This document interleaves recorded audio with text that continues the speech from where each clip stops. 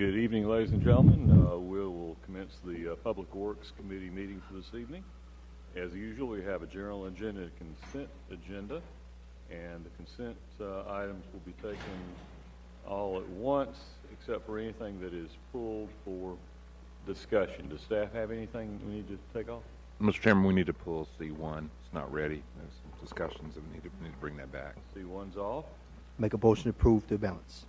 Is there a second? Second. All right, so moved by Mr. Taylor, seconded by Mr. Larson. Those in favor, please say aye. Aye. Any opposed, no. That's unanimous. And we will go to item G1, please.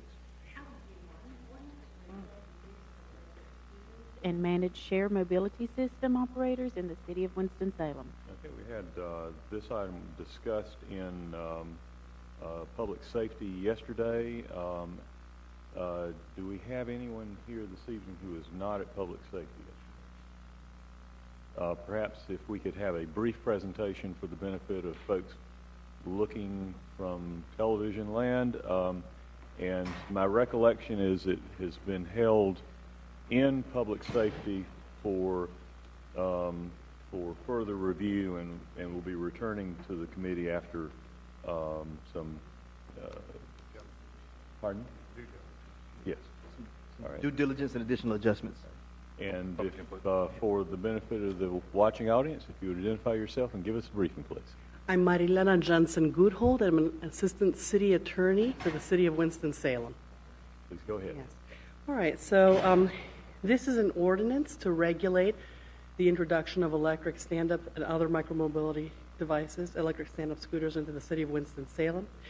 I'll hit some of the highlights, hopefully briefer than yesterday. And I should start out by mentioning that we purposely left some requirements broader to give ourselves some flexibility to adjust them as the need arises. And because we're going to put some of the detail into permit documents, which will be easier to amend than the ordinance, there are some affirmative requirements, such as the requirement for public education, which are going to be housed in the permit documents. And then yesterday we received some feedback from the Public Safety Committee. So some of these points, which I'm going to cover now, are going to be amended in response to those comments that we received yesterday. If you could please, as you go along, note where public safety has already indicated an interest in amendment, so that we can keep that in mind. Yes, sir. Thank you. Okay. So this ordinance applies to electric stand-up scooters. It applies to dockless bicycles. That includes human-powered and electric-assisted bicycles. And it applies to new modes of shared transport, excluding mass transit systems and other types of vehicles that are already regulated in other parts of the city code. What we're envisioning with the new modes of shared transport would be things perhaps like pod cars, new types of technology which haven't yet been introduced to the city, but we want to have some requirements in our city code that are preliminarily responsive to those new types of technology. The term we're using for all these devices generally is micromobility devices. The ordinance will apply only to such of those devices as are part of a commercial enterprise using a system of shared devices. The ordinance currently does not apply to privately owned micromobility devices. However, Public Safety Committee gave us some feedback yesterday that they would like to see an ordinance that does apply to privately owned devices as well. What we have at the moment are a few provisions which apply to privately owned devices, and those are ones which prohibit both commercial and private scooters in certain places in the city. One which requires all scooter users, both commercial and private, to be 18 and to wear helmets, and another provision which allows us to impound scooters for violations of those provisions. There will be a permit required. No one will be able to offer a device for rent in the city on a public right-of-way without first obtaining a permit from the city. Permits will only be valid within device operating areas established by the Director of Transportation or her designee, and on private property therein with the permission of the private property owner. There will be certain prohibitions. Operators or permit holders will not be able to restrict the operation of devices to certain geographic areas within the device operating areas. and they will not be permitted to discriminate against low and moderate income people. No one will be allowed to use, display, or rent an electric stand-up scooter or a new mode of dockless shared transport on any greenway, public park, city parking deck, or in Old Salem. Nobody will be able to use an electric stand-up scooter on a public sidewalk, except as is necessary to dock the scooter on the sidewalk and to retrieve it therefrom. And what we are planning to do is to require that docking and retrieval be done by walking the scooter across the sidewalk, so you won't have them actually being operated on the sidewalk using the electric motors. No one will be able to use any new mode of dockless shared transport on any public sidewalk. No one will be allowed to abandon a device in any public right-of-way or public area in a manner that obstructs or hinders the public access to the right-of-way or which poses a public safety hazard. Operators will be responsible for abandonment of devices that are operated under their permits by any of their customers. So operators will be subject to civil penalties for those abandonments and will also be subject to having their devices impounded. Operators will have to maintain a sufficient number of devices to satisfy customer demand within census tracts of low and moderate income areas of the city as we define in the permit.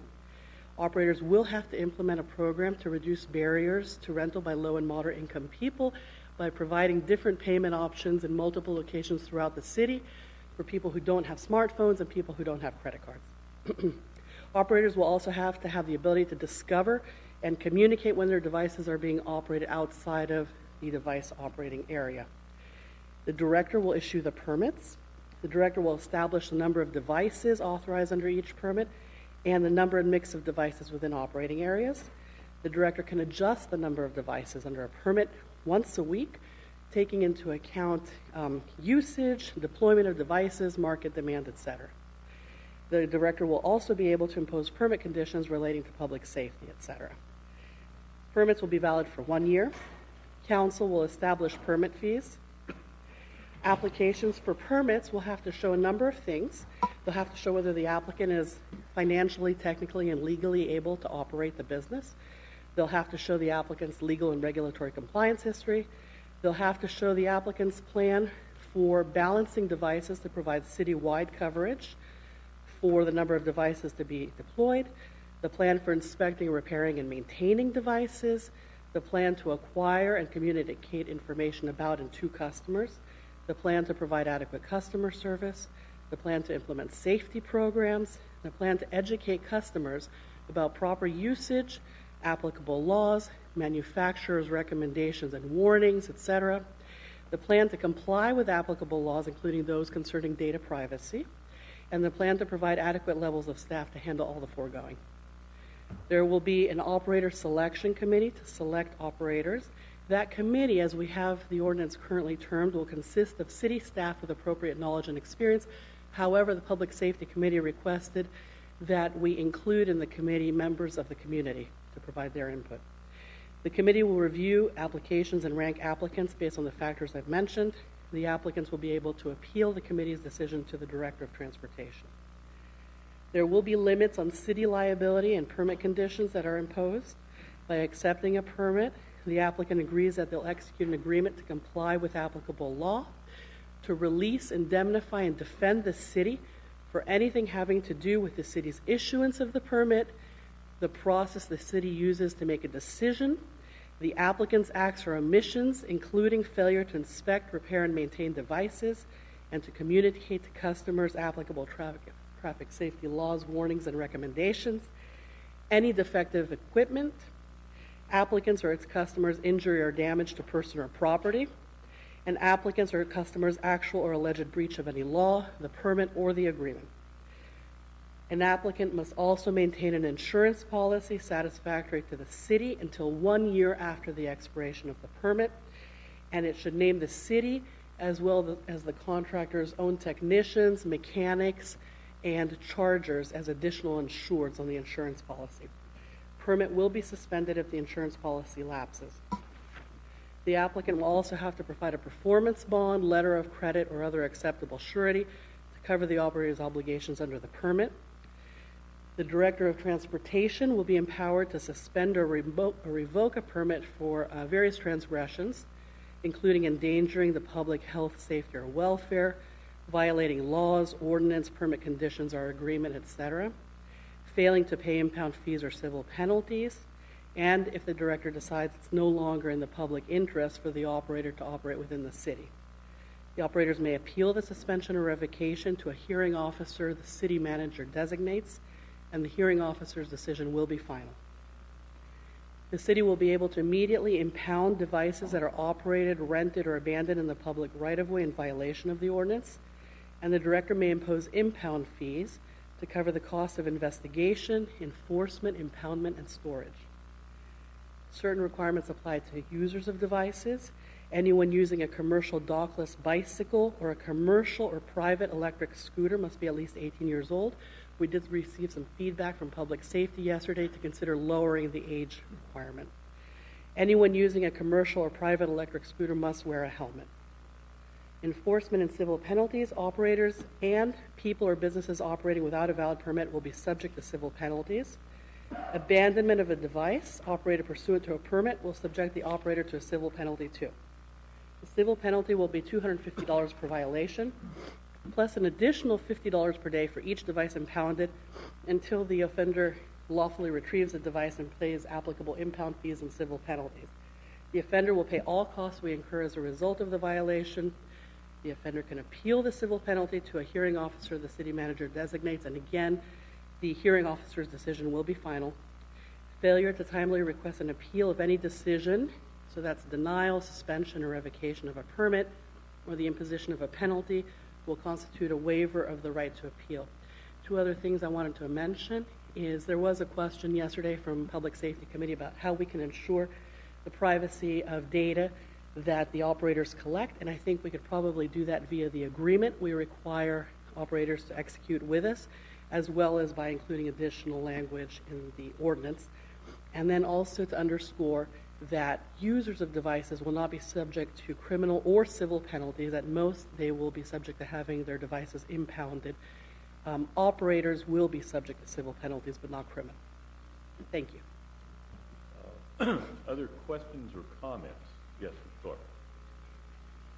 Would this apply to the bicycles that are around town, that you rent them and you hire them with your name? This applies to dockless bicycles. So dockless. So those that don't require a fixed docking station. We do already have ordinance provisions that apply to docked bicycles, but this does apply to docked, and it applies to both dockless, and it applies to both human-powered and electric-assisted dockless bicycles. I don't know if you can answer this, but generally speaking, how would this ordinance apply or compare to the ordinance regulating docking bikes? Right, and I'm going to have to defer to my colleague for that. I'm not overly familiar with the one that applies to docked bicycles. Good evening, everyone. The docked bicycle program that we have in place right now is regulated by the encroachment agreement process we have. So because there's a physical docking station, in order for the National Cycling Center to place those docking stations, they had to go through the encroachment agreement process. The difference is that with the dockless system, there is no established station, so those devices can end up anywhere, and that's the need for the regulation here. Question number two, have we had, I guess, Bird, what's the other one called? Lime. Lime. Have either one of those had an opportunity to look at this? To receive the draft ordinance? Yes. I have not shared it with them, no. Okay. And I guess and I'm not on the media, thank you for letting me join you today. My question is, what is the purpose of this ordinance? Is it to regulate the safety of them, or is it to eliminate them? Because what I'm hearing is probably going to eliminate them. I can't believe we got 13 pages to regulate a bicycle. Well, I mean, I can comment. From my perspective, it's to regulate their safety, that they were not being operated in a safe manner without rules, and that's why we acted to take them off the street while we developed an ordinance. Certainly, the provisions as suggested would make it less economically attractive to companies whose business model relies on an unregulated situation, but frankly, I think But like to require a company to list as a co-insured a mechanic that fixes something, I think is beyond absurd. I mean, I probably hand out in my business 15 to 20 additionally insured, and basically some of my big customers that want it.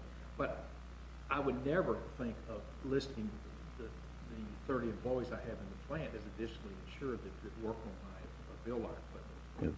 So I think if your goal is to outlaw them, you have succeeded. Well, the problem is that this particular company exercises the business model of using part-time contractors. So I think too. Well, and if you have a situation where they are covered through your company insurance, well and good. If you have a situation where they are not, which is arguably the case here, correct me if I'm wrong, that would be the purpose of including Well, again, that. I'm a business. I use contractors all the time, and none of them are additional insured. That's the definition of a contractor. I pay them to pick something up and fix it. And I have electronic stuff that's fixed off-site. They bring it back and it's fixed. But I'm just saying, and I'm somewhat indifferent about this. I've never read one, probably never would. But I think the goal that I saw here today is to eliminate them, and I think you've done a great job of doing that because you got 13 pages. Remember, this includes bicycles. 13 pages to regulate a bicycle, including listing a guy that's going to replace a broken chain as an additional insured. And by the way, insurance companies charge for every additionally insured piece of paper they print. It's 10 or 15 bucks. So it's not a lot, but anyway, just y'all do what you want to do, but I can't imagine anyone being able to operate with this many restrictions. All right, Mr. Garrity and Ms. Adams.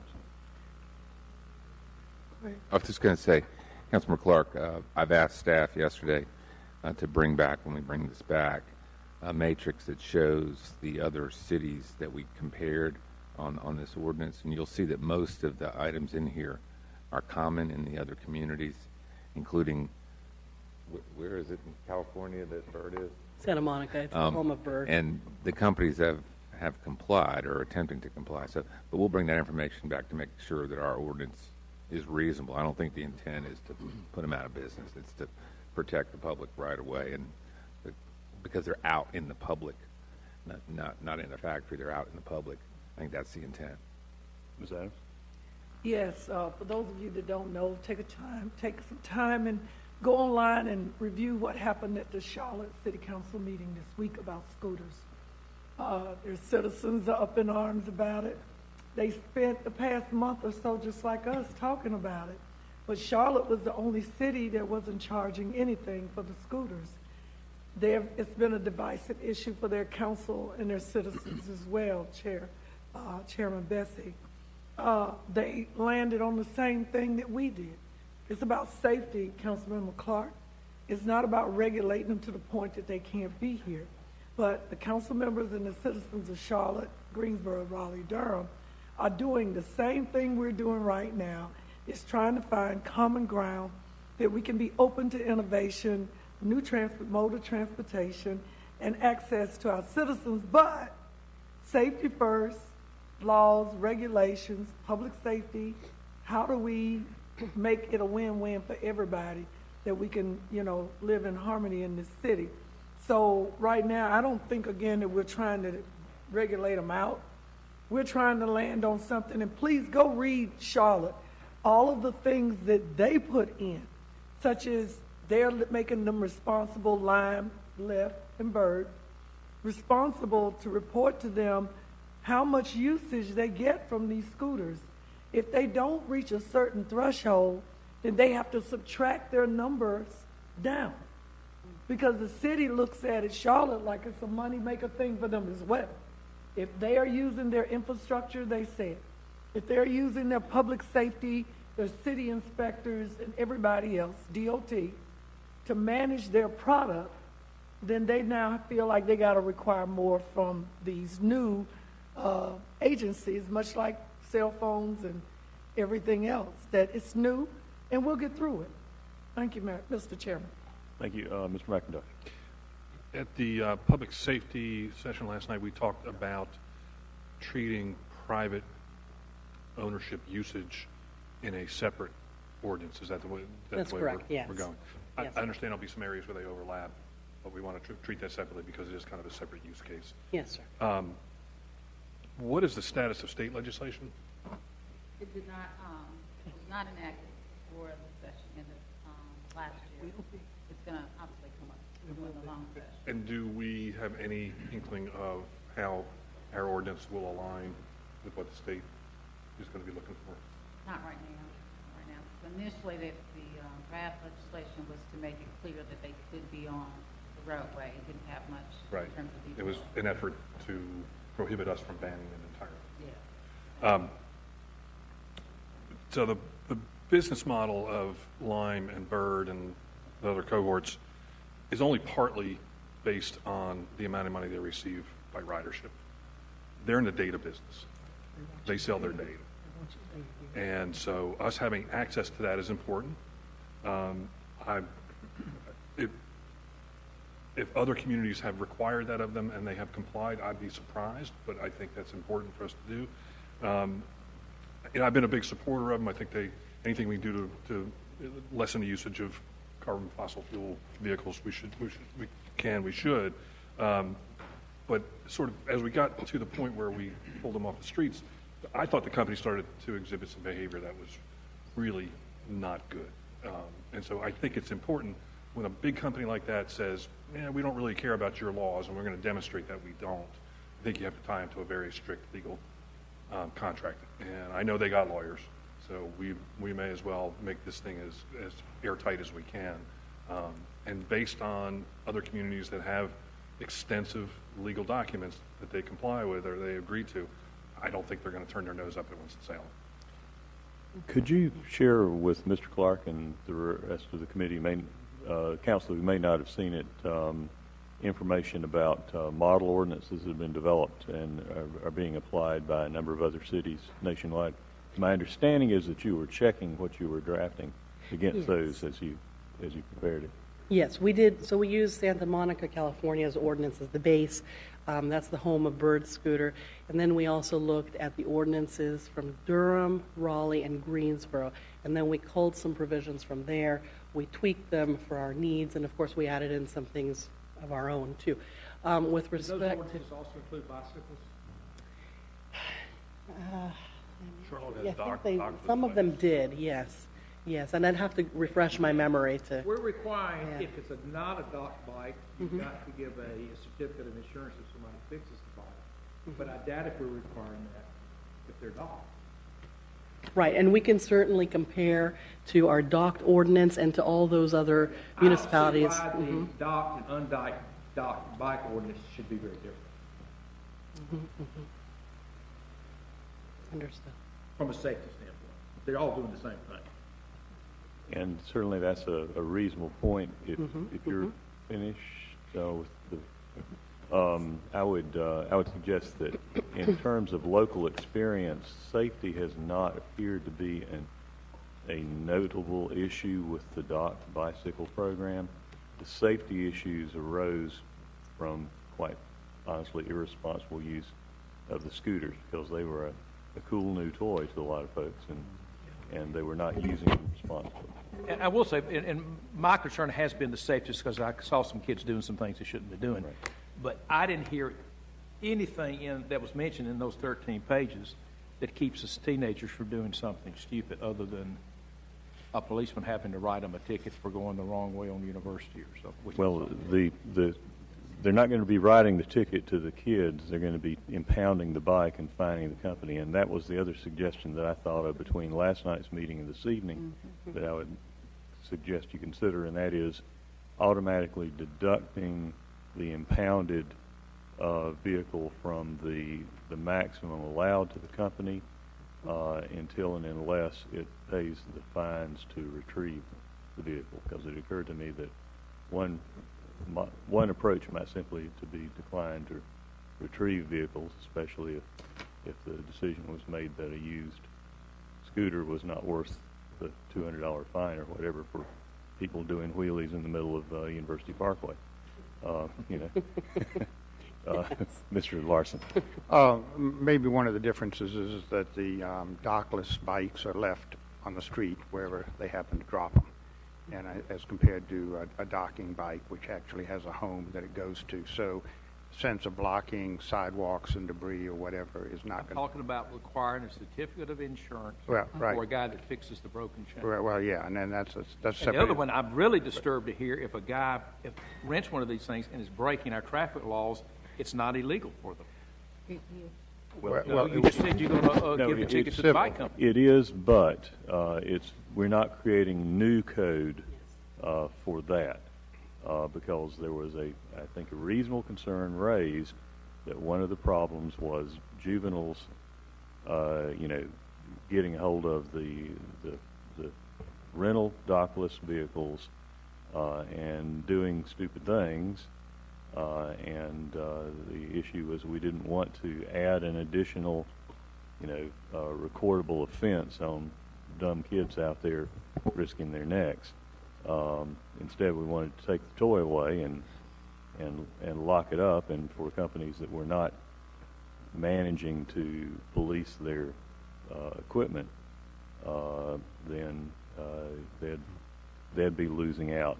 So we would be penalizing the operator. This doesn't address the privately owned vehicles, but that's a separate question that staff will be looking at. Mississippi. Oh, I'm sorry. I did have a couple more points to make, I guess, at this point. This response, and I've been one of the most vocal, I think, on this committee from the day these things showed up about, trying to rein them in and find some control. And part of it is accountability by the company itself to monitor and control their product, where it goes, how it's used, and the lack of responsibility, particularly the bird is taken, to accept any responsibility in that area. So what this does, in a sense, is they control who the users are. You have to register, you have to submit information, which hopefully will be kept confidential, which is another point that I think was made earlier. And you have to submit that information to them, which then gives you access to that vehicle. So if, in fact, you misuse that vehicle, they can remove your right to that vehicle if they chose to do that. They haven't ever chosen to do that. If we How would they know you're going down the street wrong? Because we impound the vehicle at that point, and it goes to the city yard or wherever it goes, and that individual, then they know that that vehicle has been improperly used, and they have a choice then to continue to allow that user to rent another vehicle, or they can find that vehicle, or they can do whatever they want to. But that is where the interface is, that they're going to have to recover that impounded vehicle. And what that does is it moves some of that responsibility back to the organization that in fact is distributing these funds. It's never been our attempt to outlaw or prevent these things. And I appreciate Councilmember Clark's concern for the small businessman, and I totally get that. And we have a draft, and I'm sure you will look at it carefully as you already have and make recommendations, and I think we're prepared to start thinking about those. This is the process that we agreed to go through to find a manageable way for this company to operate, or any company that operates these things, Bird, Lime, whoever, that comes into the city, and how they're going to operate on our city streets. And so certain guidelines are being established. We've talked about a few problems we're already having. I have a concern about cost, what it's costing the city. I raised this yesterday, and I'm not going to repeat all those things. That we need to have, before these things roll out again, we need to have an understanding of what the city's liability and exposure and cost are to monitor and remove or do whatever we're going to do with these things, and so that we don't get down the road and we're finding out that we're subsidizing a business in some way or another that we had not intended to do. And so that's it. All right. Mississippi. I also heard last night that there is in that guideline some required training for their drivers. Yes. Isn't that right? So we had an education piece. Currently, we're asking them to tell us what do they propose to do to educate their customers. And then the actual requirements to educate, we moved from the ordinance to put into the permit document. But there will be a requirement to have education about manufacturers' guidelines, their warnings and recommendations, traffic safety laws, other warnings and recommendations for usage, proper usage, all those kinds of things. And we're considering about whether to do that via an app when the user actually rents the device or via some other method. I also see a need for that for the private owner, because it's a behavior issue that needs to be, the whole population needs to be trained in. So at some point in our private owners or document, we might need to figure out how maybe we can provide safety training at a cost. But that means somehow we have to get people permitted to drive these things as individuals. But I think it's more pieces to it. Any other? Yes, Senator. One of the things, and I don't know whether you guys have thought about this, in Charlotte, they're tying the scooters to areas such as bus stops, whereas people that get off the bus that have to ride, particularly in the poor neighborhoods, so that proves that they can ride the buses and take the scooter to get to the house or to get whatever and just leave them without having to walk so far. Also, what they did, just like you guys are doing, they capped the speed, and they also are charging per unit fee for each one. Raleigh, Durham, they're doing that too. And they're also making it, they voted on this last night, 7-4, 3 against, that uptown you can't ride the scooters in Charlotte. And they also, you can't ride them on the sidewalk uptown. You can't do that. Okay. All right. Anything else? And yes, Just a quick note, the provisions that we looked at from the 3 municipalities in North Carolina do address bicycles to some extent, and we can certainly see what passes muster with respect to provisions like the insurance requirement where the scooter companies do operate. We can bring that back. Okay. All right. Thank you. Thank you. Let's go to item G2, please. Item G2, Winston-Salem Transit Authority Services Update. Thank you. And let's see, is Mrs. McCullough?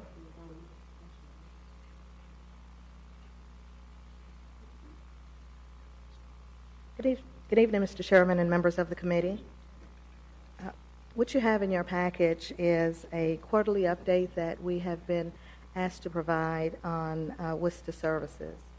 But rather than go through each of the data points, I thought I would introduce Donna Woodson, who is the general manager for WISTA.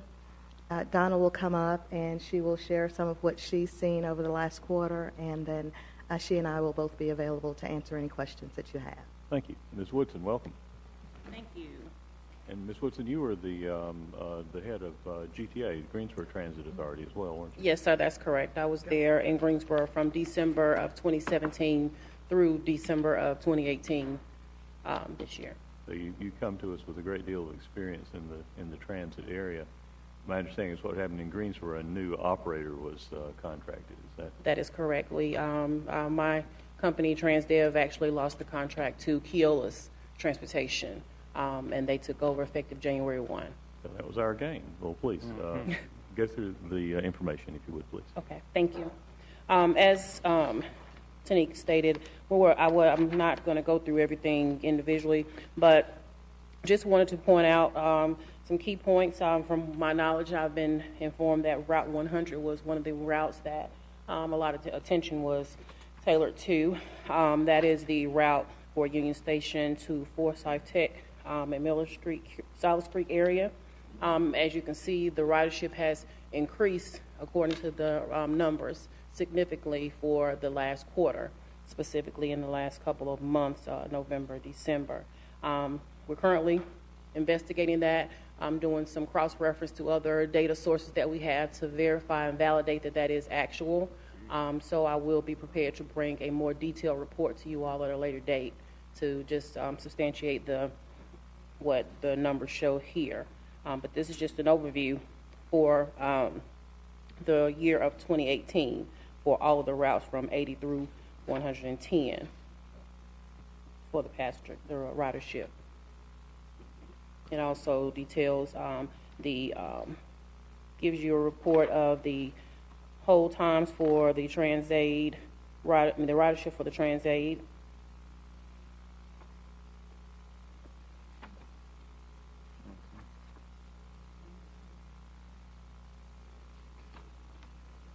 And the last sheet, actually, it provides you the data for just the Route 100 specifically from January through December again. We'll provide more information on that at a later date.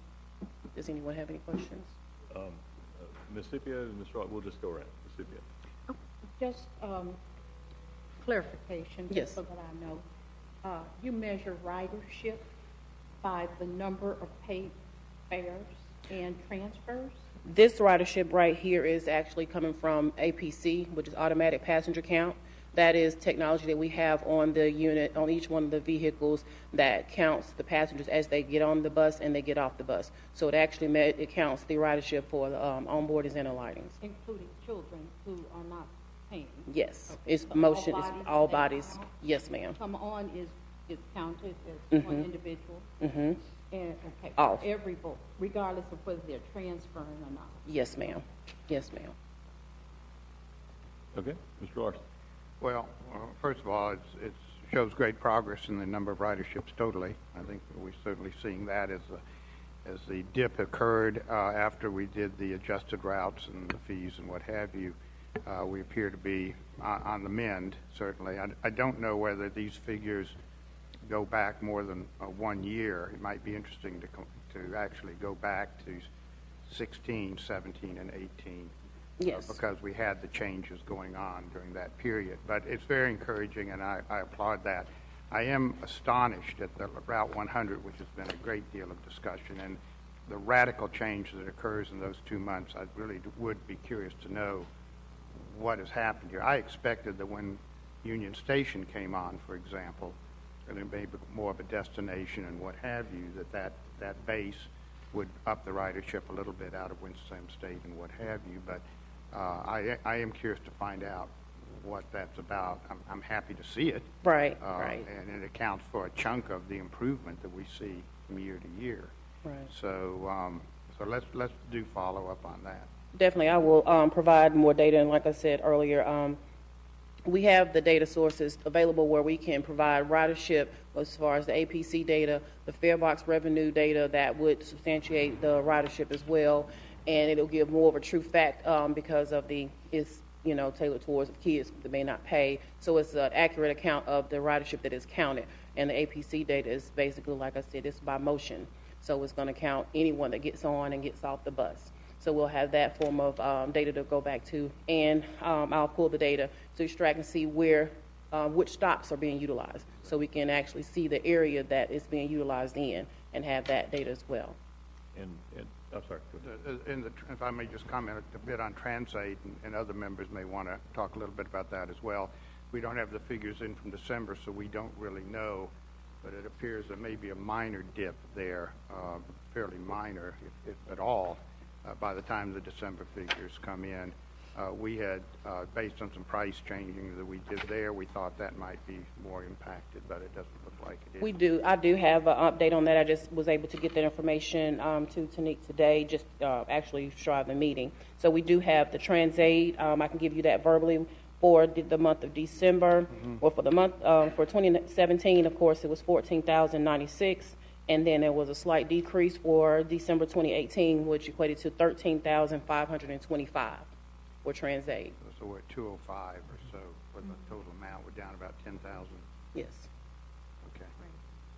And that's probably because of the increased the fare change. When you Also had some weather. Weather would be. We're also trying to. We were moving the Shift over to. Okay, as you continue to work with the data, I know we'll be very interested in analysis of what's causing the rebound in ridership, because that's been a point of concern for members of the council. Okay. Because we put a lot of additional resources in the system, and we were looking for that to increase the attractiveness of the system and the utility of it. And heretofore, didn't look like it was working. we understand that there's a delay period when you make route changes. You know, that you get a depression for a period of time. We hadn't seen the rebound yet, but it looks like we may have seen the rebound beginning in 2018. It generally takes a couple of years for you, and whenever you do any major changes for the routes, it upsets some riders and, may help some. But overall, you'll see a decrease in ridership, and it will take about 2 years to average out so you can see the upscale of it. Thank you. Mr. Taylor? No questions this time. Thank you. Ms. McIntyre? Not a question, but just a comment. I appreciate the quarterly nature of these reports. It's going to be really interesting to see next quarter with Business 40 shut down, what kind of impacts there we can attribute to it. So thank you very much. It's well laid out. Thank you. Ms. Adams?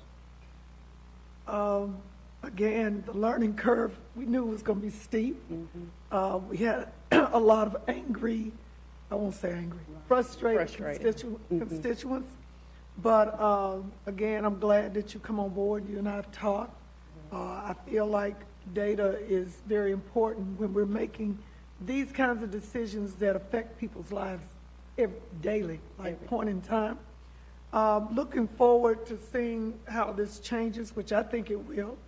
I think the ridership at Union Station, you're going to see the amount of advertising we did to try to promote this.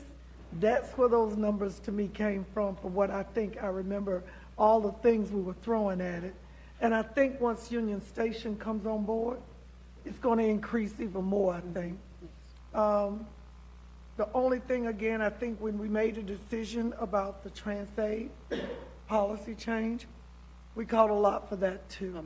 But again, the main thing we look at, as you know, is do we have sufficient funds to sustain what we're doing even now and in the new world that we live in so far as the federal government is concerned.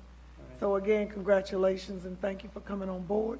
I'm looking forward to working with you in the future. Likewise. Thank you. Mr. Clark? Two things.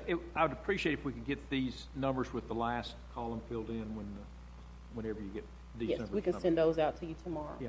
Secondly, I was at a meeting 2 months ago, and the speaker spoke about public transportation in Winston. I think he was citing the Thought Force report, but I lent mine out and can't remember who I lent it to, and they haven't returned it. But anyway, he made the comment that we have fewer buses running than ever.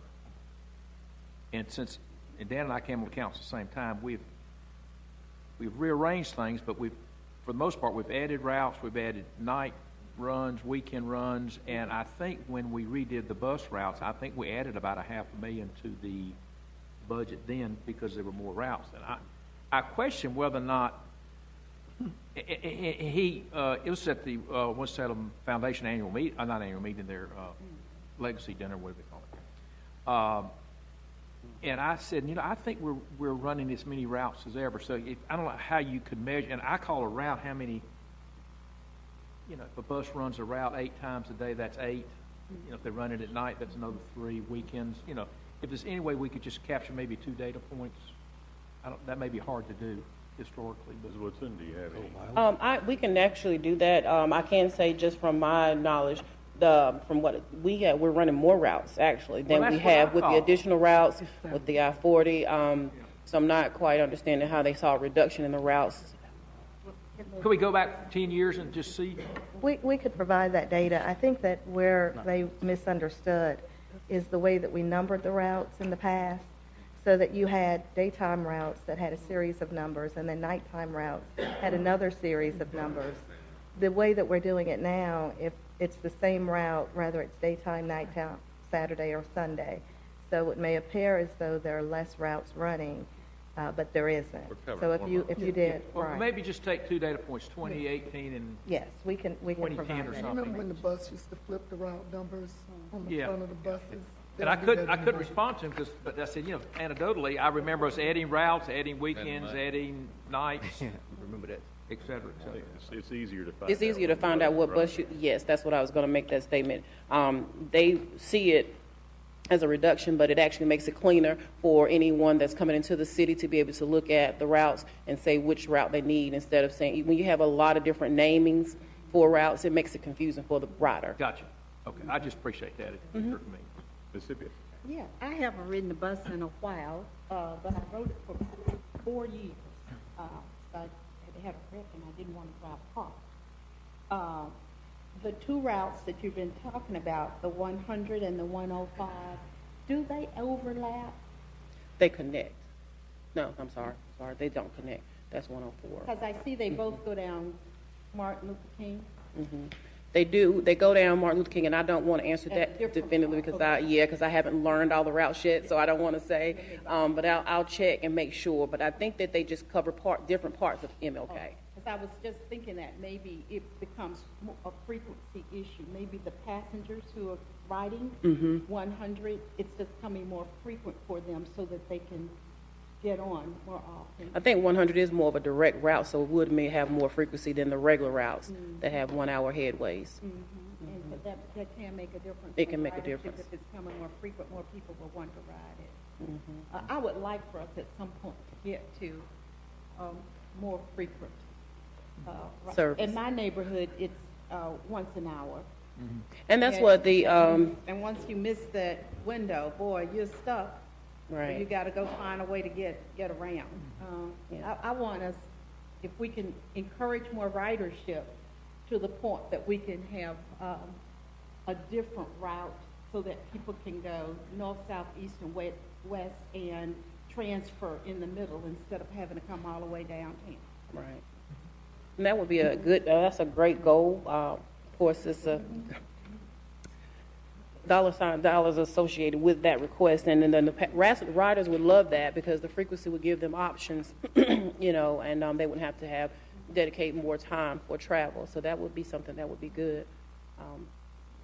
Get to that point. Mr. Salem. Ms. Woodson, thank you for your presentation. And I know one way to increase ridership is to just increase the frequency of the routes.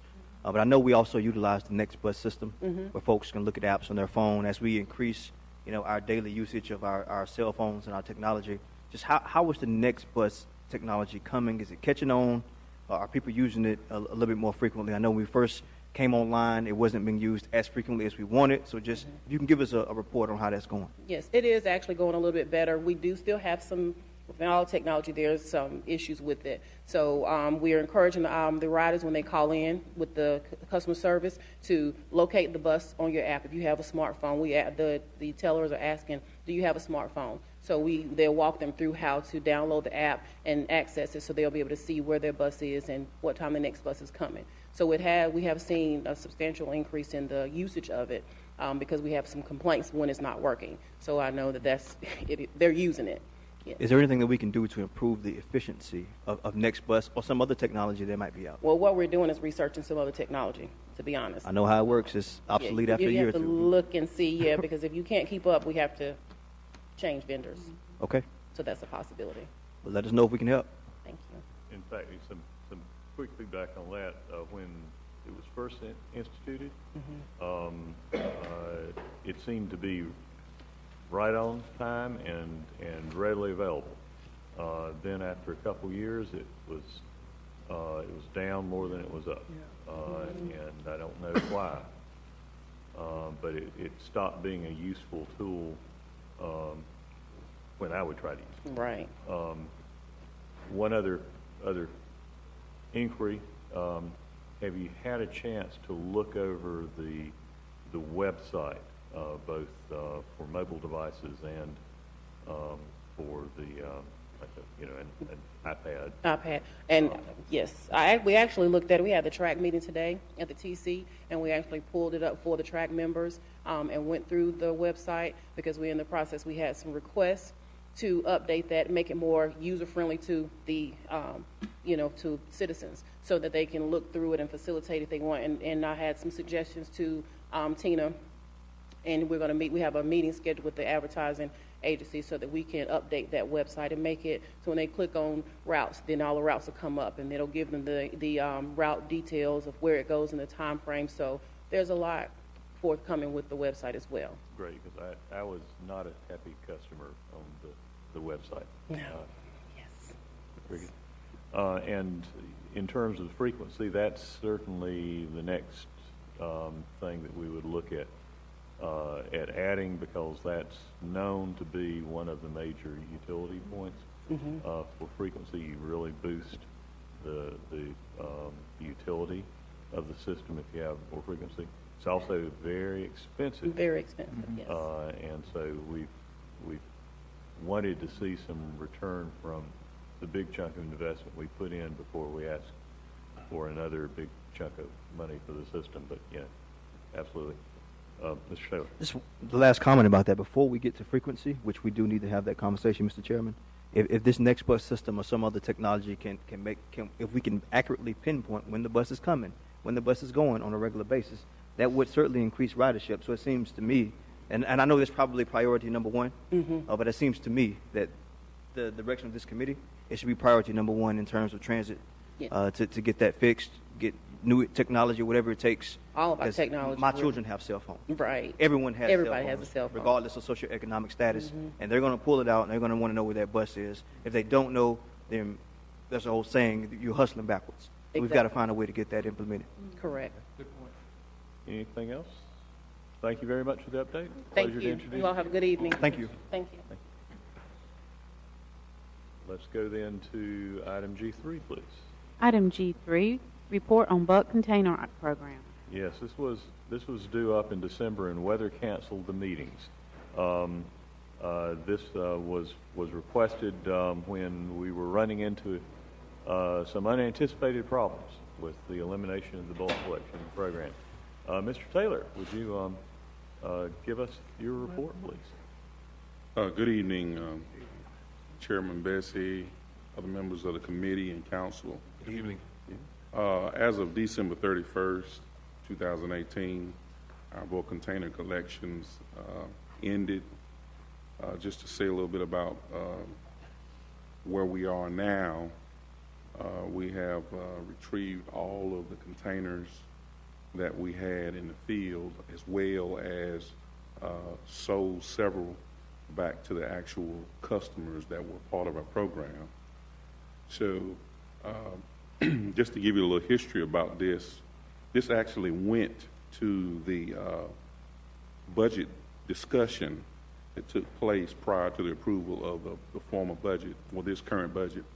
And so at that time, we discussed the discontinuation of the bulk container program and did not receive any negative input whatsoever. So to talk a little bit about how our program was set up, not to use past tense now, of course businesses were required to participate in the program if they generated more than 332-gallon containers worth of garbage, as well as any apartment complexes that had 10 individual dwellings. Now, the mobile home parks that were actually not grandfathered in prior to some changes in the ordinance were required to also have bulk containers if they had 10 or more lots. Residential condominiums and townhomes were required if they had a density of more than 8 per acre.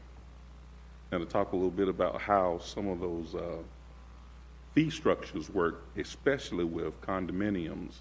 If condominiums had one container for 20 units and only received one collection per week, the old fee structure allowed them to receive that service without any fee. But if they had a greater frequency, they were required to pay for the additional collections. So the program generated about 1.9, the revenue projections were 1.9 million, but the program actually only brought in about 1.2. So the deficit had to come from the general fund. So therefore, the recommendation was made because of the continued deficits that the program were creating as the operating, that we had a recommendation that went and was approved to discontinue the program. So that's where we're at. You took a look at some of the options in terms of what we would have to do if we were to reverse that decision. Could you summarize those, and including the cost for the different options? Sure.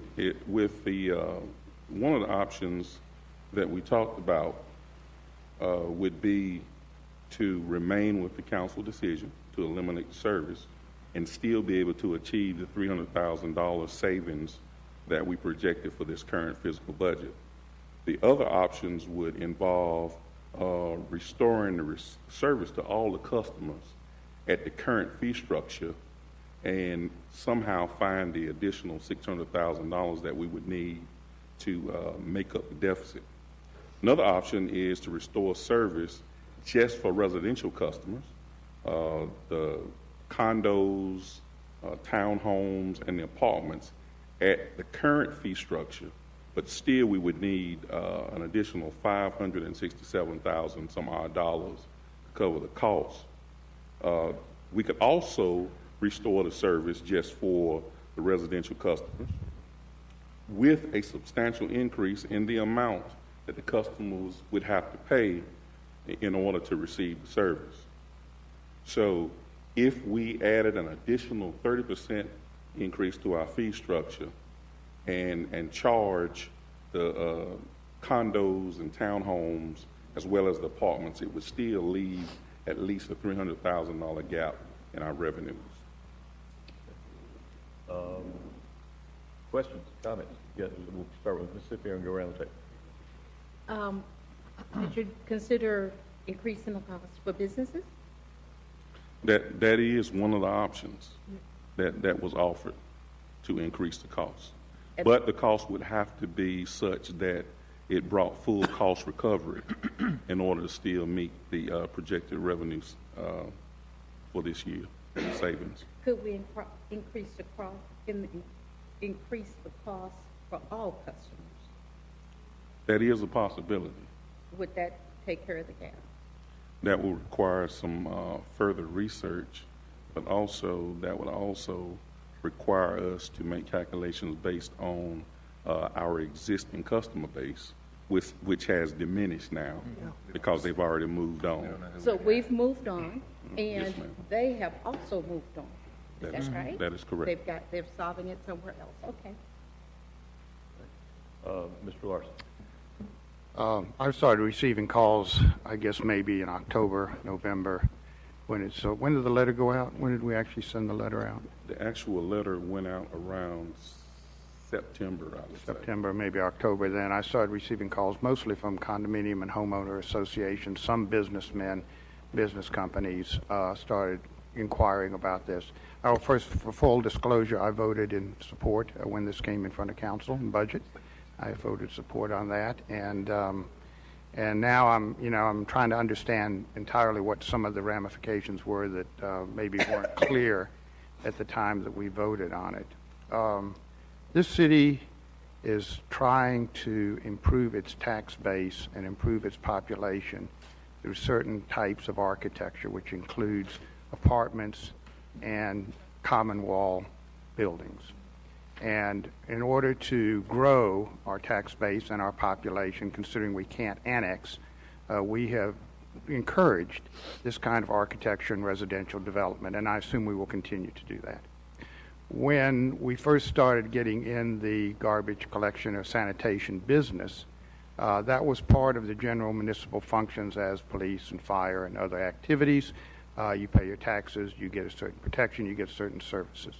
And we provided those. We provided those services regardless of the architectural style. In fact, we dictated to common wall architecture, townhomes, the demand that they in fact use containers. We did not give them the choice to use roll-out tubs. I don't know whether that exists now, whether we could say you can use roll-out tubs and we'll come pick those up.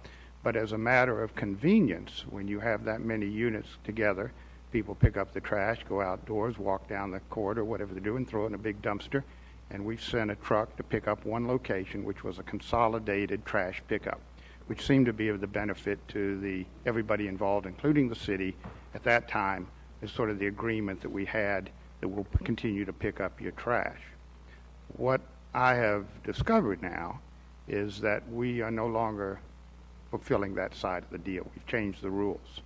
The requirement that they use a dumpster container is still in place, but now we're saying we will no longer service that. And the reason we won't service that is because you have a townhouse with joint walls, and you own your property and you're paying your taxes and whatever, but we're not going to pick up your trash any longer. You have to pay for that as a separate fee. And I'm finding this as a little difficult situation where somebody in Ardmore or some other neighborhood will have their trash continue to be picked up, but because you live in a particular type of neighborhood, you can't do that. And so, and we're talking a lot about economics right now. We're talking about $300,000 this year that we're going to save. I assume the end of the fiscal year. We implemented this halfway through. I think we're talking about $600,000 next year in savings that we're trying to generate, and I understand all that. I appreciate that, but I'm wondering if it's on the backs of a certain population that are inequitably being charged basically double taxation here for sanitation services that the city should provide. So I wanted to get some clarity from my colleagues about this thing. When we first talked about it, I was not aware, my fault, I assume, that it would impact particularly homeowner occupants. Now, I somehow thought it was targeted largely toward the other categories that you've listed. I understand from talking to the attorney that the apartments and townhouses, condominiums all have to be grouped into one unit. I thought if it was an income-producing property that somehow was different from a homeowner property that was a residential unit. So as we look at this, I don't think we're going to solve anything tonight. We all have other things that we need to do. But I would like to know whether my colleagues want to explore this topic in the sense of some equity. And the baseline that I would ask that we look at is, what is the cost of picking up garbage at my house? An individual freestanding house in pick a neighborhood. We send out a truck, we send out a crew, we pick up the garbage. What is the cost of that? And if we can look then at if it's going to be economic decisions, if it's not equitable to pick up a single point garbage collection issue as compared to going down the street picking up 20 units at curbside, whatever we're doing. I think we can look at it fairly and say, are we equitable to our citizens in the sense of how we deal with the services that we provide the city that are being paid for by tax owners? And if there is in fact a differential, is there a way to rectify that if we are to be out of it? I am not suggesting that we compete with the private sector particularly. Certainly that's a commercial operation as well, and I think that's a factor that we can take into consideration. I'm not anxious to be in competition with private companies on this thing. But I do think the city has a tradition and has a responsibility to provide certain basic services, and we should look at how we fulfill that and not discriminate against certain populations. A couple of questions before I pass it on to Mr. Taylor. Do we have information on what other cities compete for the dumpster collection business with private haulers? Yes, sir. Major cities in North Carolina, Greensboro is the only city that is still participating. The others, if you have dumpsters, you pay private? Yes, sir. Okay. And do we have any numbers for condominium and apartment complexes that were using a private service already before our change compared to those that were using our service by preference? I do not have that number. I just have the number that we were actually providing the service to. That information is very difficult. You can speculate based on the knowledge that's provided of the number of complexes throughout the city, and we can do some research to try to come back with a number that would be a good estimate. And the reason I asked that question is my sense was that there were a lot more complexes that were already using private services than there were that were using the city and getting the big price break. That is correct. And if we were to reverse the decision, we wouldn't be talking about restoring $600,000 in subsidy we'd be adding a heck of a lot more than that, because we'd have to offer the same break to everybody out there. But I'd like to reality check that assumption, because it's significant, I think. And just a comment, I'm sure we would have had a more vigorous debate when we made the initial decision had we realized just how big the price differential was between the residential customers that were getting city service and the ones that were getting private service. We didn't know that, and made a decision without knowing that. But at this point, my feeling is we're kind of stuck to, unless we're willing to pay a lot of tax subsidy citywide for everybody, similarly situated. But I would like a look at another question that Mr. Larson raised, and that is whether there are modifications we could reasonably make toward who is eligible for using the rollout cart program. Because that would not require us to reverse a big decision about what equipment we were operating and what crews we were maintaining to do that alone. Yes, sir. Staff can do that. Thank you, sir. Mr. Taylor. Thank you, Mr. Chairman. Mr. Taylor, just one question. You mentioned that some of the refuse containers we have sold back to some of our customers. Yes, sir. You may not be able to provide this information today, but I'm curious to know how much money have we generated from the sale of those containers? How much might we anticipate that might be generated from the sale of future containers? And could that money be utilized, for some of the sanitation modifications that we've heard discussed here today, even if it's in the form of a one-time payment, just to get us going in the right direction? Yes, sir. We have sold 45, and we have generated approximately $15,000. The cost of the containers that we're charging would be $350 per container. So with approximately 135, 136, we could definitely generate a few dollars. Well, I think that answers itself. So once we start to get those sold, if we could maybe keep an account on that revenue, and maybe we can possibly use it to support other sanitation operations. Yes, sir. Anything else? Sir? Nothing else at this time. Mr. McIntyre. Just a point of clarification. The requirement to use a dumpster versus rollouts is based on land use regs, not on architecture. So, right? It is not an architectural consideration. It's based on land usage, density. Those types of things, and the ability to provide a service most efficiently. Right. This is non-scientific at all. As Adams sort of whispered this in my ear, but the North and Northwest wards both have an awful lot of multifamily housing in them. I've received contact from one neighborhood, and it's a townhome neighborhood that was having a big issue with this. So I don't think it's widespread. I think the impact has been more than we anticipated, but I have not really received a lot of hue and cry from folks. So if we can sort of case by case look at some solutions like rollouts, I think that'll go a long way. Yes, sir. In answer to Councilmember Taylor's question, my calculation shows that we would generate another $47,000 if we sell the remaining dumpsters. Okay. Great. Thank you. Ms. Adams. To Councilmember McIntosh's comment, the North Ward has more multifamily dwellings than anywhere in the city. Condos, you name it, we have it.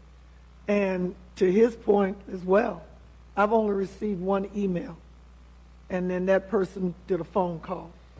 But I have not heard a large outcry of the changes that we made. Just advice or counsel to the council. Again, the world we live in, based on revenue, we will be making these types of decisions and changes forever. When we had to make the decision about the bus routes, we had to make the decisions about transit, the least of our population. This will not be the first or the last. I'm just hoping that we understand our main job is also to ensure the viability of our city. And when we look at other cities and see what they do, I remember when Greensboro did what they did. We do what we do to make the process better, to make the service better. But in the meantime, if we don't have the money to sustain services, who are we fooling? We're just going to kick the can down the road like we do for transportation and landfill. Am I right, Councilman Clark? Thank you. Mr. Clark. A couple comments. I think one of the things that's caught folks off guard, and I will admit I actually am on the board of directors of an organization that owns a building, and we didn't do anything until the other container got picked up. And I'm also a tenant in that building, and I said, well, where are we going to throw our trash? And then they worked the problem. Oh, that letter we got 4 months ago. So I do think there's been a little bit of that. As long as the container was out there being dumped, and then I had another call. By the way, that's the Datamax Corporation. So we've ordered a container. We're going to get one. Johnny will sell you one. Yeah, well, I don't know what they've done. I will caution on selling containers because I've owned one. They do have a useful life. They do rust out. Yes. And you may not be able to sell all of them. They may be worth 2 cents a pound per Thanks, seal. Rob. Second one, I think there's been some sticker shock, and I think, Dan, you mentioned this, particularly if you were a small, and I would say condo units tend to be smaller than apartment units because you can get some apartments that have 200-300 feet. Unusual to have that many condominiums. That maybe had 20, 30, 40, and one dump a week of a 16 cubic foot was probably enough, and they didn't pay anything for that. And they've gone from paying zero to paying whatever. I'm kind of also where you are, John. I'm getting calls from folks who say, wait a minute, I own my condo. I have to pay to have my trash picked up. Jeff owns his freestanding house. He doesn't have to pay to get his trash picked up. So then a thought occurred to me, well, I have to roll mine to the street if they want to roll theirs to the street. But then you've got the challenge, maybe it's not one cart, maybe it's 15 or 20 carts they would have to roll to the street. And then where do they put them when they're not on the street and this, that, and the other? I don't have an answer. I thought about, well, maybe you could go back and offer limited service only to residential, be it apartments or condos, 1 week only, 1 week pickup only for such and such a fee, in which case you would not need maybe one truck, maybe two, I don't know. How many trucks you had before picking up? We had 6 trucks. 6. Working. Yeah, maybe one might do it if it didn't break down. But anyway, but I think I'd be satisfied if we could come up with some type of policy that if you own, or your residents, if you want to roll your trash to the street, we will pick it up, understanding that from a practical standpoint, that would be difficult. And I will say, as a business owner, I have what are those big ones that have the compressor on? What are they, 50? Compacted, yes. 50 cubic feet. I mean, it's big. I wouldn't expect a city to provide that for me because that's part of doing business. But I would like for the council to take a look at, particularly some of the small units, if they had 4 or 5 carts and won't roll them to the street, we could go by and dump them. May I make a comment? Yes. To the extent, Councilmember Clark, your suggestion is to make, I guess, a difference between the condo owners versus the apartment owners. And No, just any residential. Okay, all right. Just want to make sure. I think from a practical standpoint, if you got 200 apartments, it's not going to work. That's too many apartments. It's a scale. But there are some small apartments. We did have one person signed up to comment. Mr. Day, would you care to step up to the mic and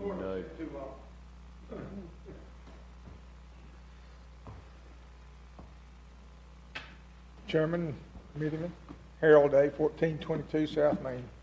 I've been in business in this great town for 55 years. That's a milestone in itself for a lot of business. Every dollar counts of what we do to keep the door open next week and next year. I've been having my own can. Mr. Taylor's been emptying it every week for his predecessors. I pay extra $600 a year for him to pick my can up once a year. Now, I've done a little study. I called the front end loaders come across the scales at the Haynes Mill at about 10 tons. The side arm comes across about 9.6 tons. Now, This here don't take long to fill a truck up. This takes a lot of stops. Mr. Taylor and me, we've had a lot of conversations, and he furnished me some rollouts to get by with for the time being. But I like my can because I don't want people putting trash in my can that ain't my trash. And that's a lot of things. In my business, Mr. Taylor, we've talked about this, we can't have wet paint going to the landfill. But we need to get a balance because as a taxpayer, I'm probably in a higher tax breaks bracket higher for square footage than residential area. What am I getting for my tax dollars, like Mr. Larson talked about? I like the service. I don't mind paying extra. I've had a lot of comments from people. If I had known before when this letter came, I would have been at them other hearings. I'd have been here in December when it got snowed out. But the businessman needs good container pickup. The rollout cans are doing fine. We've had 2 weeks of them, 3 now. I can get all my trash in them, but it takes this here versus this. And when they go across the scales, 10 ton versus 9.6, it's virtually the same amount of tonnage in the same type truck. So we just got to look at this as a businessman in the condos and everything. And when I stood up at city council and talked, I had no idea that woman's going to stand up with the homeowners, condos. But it's a big thing. Another thing is, and I'm wearing another hat some days. I was here yesterday wearing another hat. When we take this garbage to a private carrier, what landfill does it go in? Thank you, Mr. Day. Anything else from the committee about this today? Let me ask you, have we seen a drop off in tonnage at the landfill because of this? It's too early to tell because we're only a couple of weeks into it. You're gonna normally see a little higher than normal just because of the holiday. Yeah. So it kind of would skew the data. Yes. Mr. Taylor? Mr. Taylor, it was something that just brought to my attention. We know that sort of competition in private business helps to guide the market. Mm-hmm. You know, I guess my question is, how do we prevent price gouging? What I'm seeing here is I think that somebody sent me an example of a business, and they're used to paying about $170 a month for collection, and it looks like that price is almost quadrupled. And you've got private businesses now, knowing that the city is getting out of business, they're charging our former customers absorbent amounts of money. Is that a concern that we need to be looking into, just to make sure that even though we're not doing it, we're protecting those who still need the service? I don't know that can be answered today, but I know that the state, in certain disaster situations, has price gouging laws.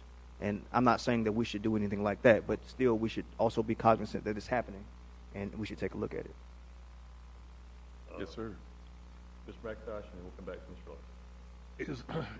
Are the landfills on enterprise system? Mm-hmm. So the city gets charged for dumping at the, okay, never mind, kills my It's a budget entry, but yeah. Mr. Clark? The revenue generated by utilities commission, we pay utilities for storing in our landfill, don't we? Right, but my suggestion was going to be that we're taking it out of one pocket and putting that's it in right. another. It's a change. My suggestion was going to be to take some of the sting out of the commercial operators' landfill costs by reducing their costs and pass that to the customer. But not to keep beating this horse, but I will. Is that the city's not getting out of container business. We still have containers, and we're still going to pick them up for our city. So the question sort of is, we've got 6 trucks now, you said? Is that basically, and are we getting ready to sell those trucks? Yes, sir. The plan is, as a part of the cost reduction, to discard the trucks that we would no longer need. I'm somewhat concerned about totally monetizing our fleet just yet. I think we have some more discussions to be made about ultimately how we can sort of find some middle ground on this. So I don't know council's choice, but I would advise caution on liquidating that asset. We're in a half-year point. I don't suspect this council will be able to do anything for the next 12 months. If we do anything, it's going to fall back into the cycle. Most of these condos and places have already signed contracts and whatever. I would like us to pursue, though, the equity issue, and I would request that we get a cost of what it's per capita or whatever you want to calculate it, but sanitation services that the city provides taxpayers. and so we can understand what the baseline. I think people would probably be curious to know how much of their tax money goes to actually provide that particular service. We could do it for police, we could do it for fire, we do whatever. But those three are kind of the basic legs of services that are essential for us to operate under. And we've done it well. I mean, I think we've done it very well, and we're changing the game now. So that I would request that information come back to us at some point. Yes, sir. Probably this is going to come up at the budget, is where this is going to have to be again looked at. If we're And I will tell you, we're only a few months away. And I'll tell you too, the early forecast is not good. Well, never. No, it's worse than usual. So we're honestly, we'd start at $600,000 impact of reversing the policy. And unless we wanted to do it only for the folks that were using it before, which query whether we legally could, we'd probably be going way up from there, you know, in the millions that we'd be adding to what we would be charging the property tax base. I am not interested, frankly, in doing that. But that's, of course, a council decision as a whole. Any other questions or comments for Mr. Taylor? None for Mr. Taylor, for the city attorney. Yes, please. Madam Attorney, hopefully you made some sense out of what I said about price gouging.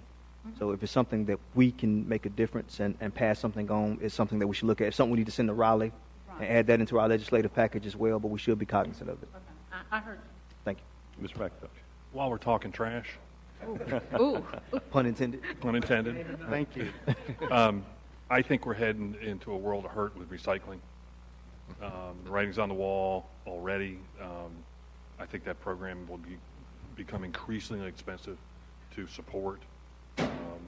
Can we get some projections and some a game plan for how we deal with what I think is inevitable? Thank you. Yes, sir. Okay, one other, just a note, FYI, everybody should have gotten an email from me today just forecasting an issue that I've asked come to committee, and that is in February, a report on pedestrian accidents, particularly fatalities, but also other serious recorded collisions. In some, anecdotally, it appears that that's becoming an increasingly serious problem. I think we need to take a look at whether the data, backs that up. If so, what's causing the increase and how we can address it. I think it's a national problem, and that there are some factors that are common, and there are probably some solutions that are commonly available too. Some of which may be inexpensive, but I imagine others are going to cost bucks. Okay. Yeah. You know, Mr. Betsy. Yes, ma'am. When I was growing up, a lot of community behavior was taught in schools. We had safety patrols. We were told how to cross the street, how to wait at the light. Somehow, I don't think it's a hard thing to fix. I think we have to let people know they aren't allowed to be stupid, and we have to pay for that. But we have to take it back to them. Well, let's take a look and see if that's what's happening. All right, anything else this evening? If not, thank you very much all, and we are adjourned. We also had driver ed.